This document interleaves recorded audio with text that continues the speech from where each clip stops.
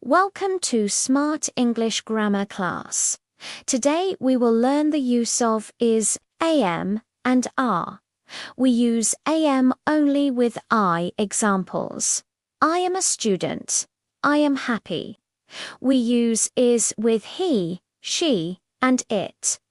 We use it for one person or one thing. Examples: he is a boy. She is my friend. It is a cat. We use are with you, we and they. We use it for more than one person. Examples: you are my friend. We are students. They are playing. Quick practice. Fill in the blanks. I_happy, she__ a teacher. They_friends, answers, I am happy, she is a teacher, they are friends.